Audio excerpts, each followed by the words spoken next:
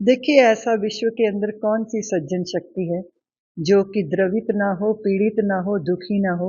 बांग्लादेश के हिंदुओं के ऊपर जिस तरह वहाँ अत्याचार हो रहे हैं, वहाँ हिंदू स्त्रियों की अस्मिता पर, उनके मान सम्मान पर चोट मारी जा रही है। जिस देश के वासी अपने देश को अपना मानते हैं, अपना ही देश अपना दुश्मन हो जाए तो भारी पीड़ा होती है। और इसकी वेदना पूरे विश्व के अंदर सभी सज्जन शक्तियों को है।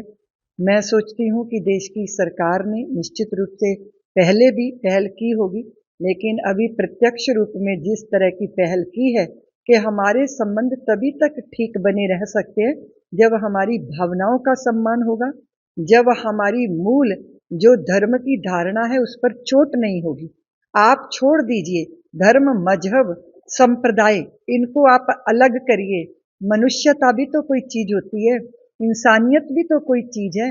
अगर हमने मनुष्य को मनुष्य के रूप में ही देखा और मनुष्य होकर उसके साथ व्यवहार किया, तो ये जो हैवानियत है, ये जो शैतानीपना है, ये कभी मनुष्य के हृदय में प्रकट नहीं हो सकता। इसीलिए वहां की जो दर्दनाक तस्वीरें हैं वो देखकर हृदय बहुत भयंकर पीड़ा से भरा है। मैं सोच रही हूँ ये जो हृदय में जख्म है, ये जो पीड़ा है, ये जो दुख है, ये उस पे मरहम है सरकार की पहल।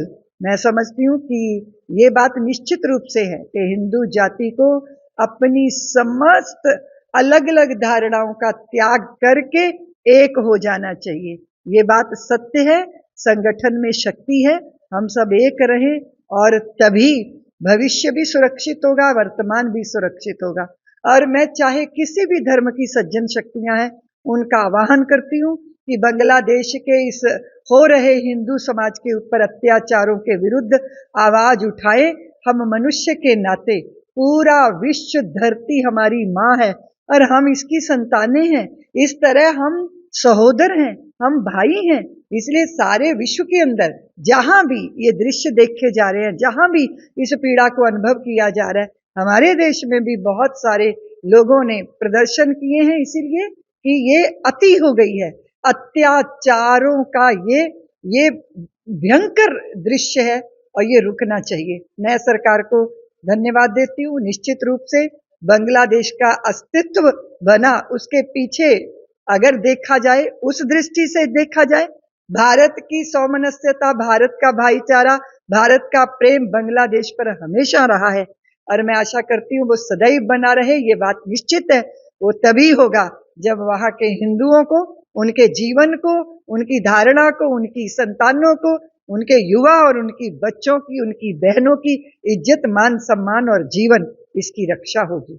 हम इस पहल के लिए सरकार को बहुत बहुत धन्यवाद देते हैं। आशा करते हैं कि ये दुख भरी कहानियां वहां से अब नहीं आएंगी, शांति हो जाएगी और जो वहां महात्मा को जो अरेस्ट किया गया है उनको भी मुक्त किया जाएगा, क्योंकि अपनी रक्षा के लिए आवाज उठाना ये पाप नहीं होता, क्योंकि अन्याय करने वाला जितना दोषी होता है उससे बड़ा दोषी अन्याय सहन करने वाला होता है। आप जानते हैं पंजाब की धरती पे गुरुओं ने कहा था, भय काहू को देत नहीं, नहीं भय मानत आन, कहो नानक सुन रे मना, ज्ञानी ताही बखान। ना तो हम किसी को भयभीत करते हैं, लेकिन ना हमें भयभीत होना चाहिए। ऐसे वातावरण का निर्माण राज्य सरकारों को, केंद्र की सरकारों को और पूरे समाज को मिलकर इस पे प्रयत्न करना होगा। राष्ट्र भी अपना काम करे और राज्य भी अपना काम करे। मैं आशा करती हूँ सब कुछ सही होगा, जल्दी होगा और यही मेरी ईश्वर से प्रार्थना है। जैसे कि मैं सो रहा हूँ तो पिताजी को जगाना है मुझे, तो वो डायरेक्ट उठाने के बजाय, और हिंसा की परंपरा मेरे यहाँ नहीं थी सौभाग्य से, तो वो क्या करते थे कि उस कमरे में आ जाएंगे या बाहर से गुजरेंगे और चौपाई बोलेंगे, प्रात काल उठ गए रघुनाथा, मात पिता गुरु नावई माता। कभी कभी मैं गुस्से में उठ करके, अरे पापा, चरण स्पर्श किया और सो गया। मैंने कहा अब मत उठाना।